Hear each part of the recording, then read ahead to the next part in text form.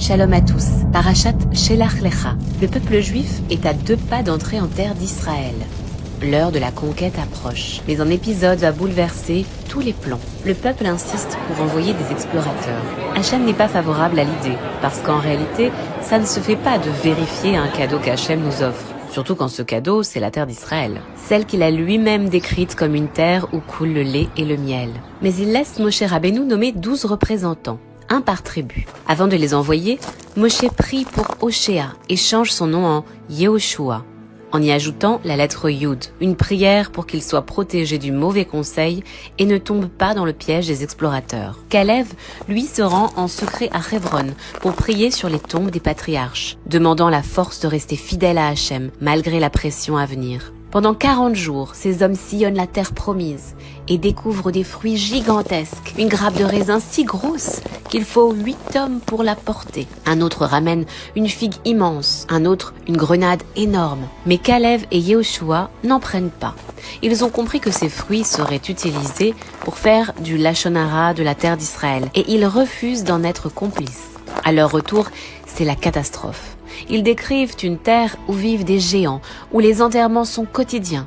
La terre dévore ses habitants, disent-ils. Mais ce qu'ils ne comprennent pas, c'est qu'Hachem avait justement organisé ces deuils pour détourner l'attention des habitants, afin que les explorateurs passent inaperçus. Un miracle mal interprété. Et ces géants, d'où viennent-ils ? Le Midrash explique qu'il s'agissait des descendants d'anges qui étaient descendus sur terre et avaient pris des femmes humaines. Ces unions étranges ont donné naissance à des êtres puissants, redoutables, les géants de la terre d'Israël. En vérité, les explorateurs étaient de grands hommes. Chacun était un gadol hador. Leur faute n'était pas simple. Dans le désert, tout était miraculeux.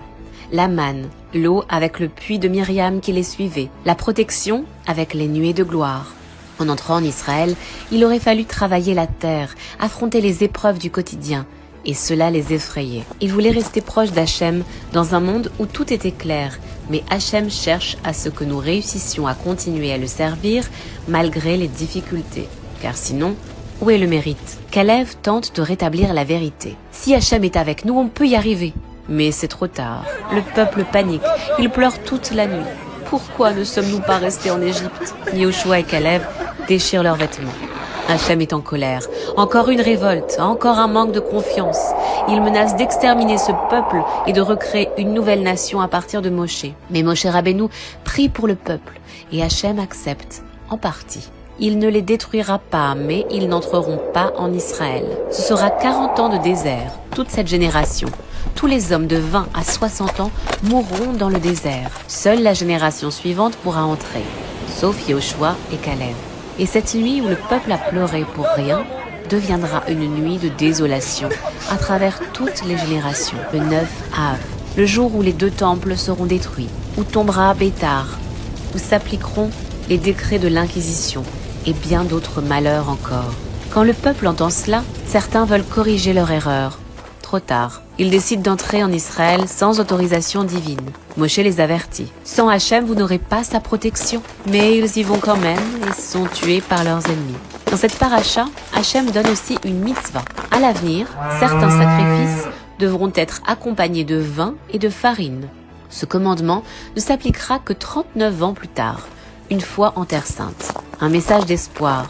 Oui, vous y entrerez. On découvre aussi la mitzvah de challah. Lorsqu'on prépare une pâte avec une certaine quantité de farine, on prélève un morceau, la challah, après avoir récité une bracha. Autrefois, on le donnait au Kohen. Aujourd'hui, on le brûle. Une belle manière de se souvenir que même notre pain est un cadeau d'Hachem.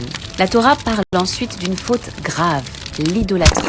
Si quelqu'un fautait par erreur, comme un enfant élevé chez des idolâtres ou une communauté ignorante, il devait apporter un korban. Mais s'il savait ce qu'il faisait, il était retranché du peuple. Un autre épisode triste. Dès le 2e Shabbat, un homme est surpris en train de ramasser du bois.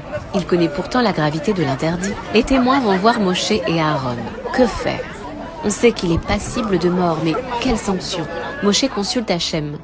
Verdict, l'homme doit être lapidé. Selon certains, c'était Tselophrad, le père des filles qui demanderont plus tard un héritage. Un moment difficile, mais qui montre que Shabbat, c'est sérieux.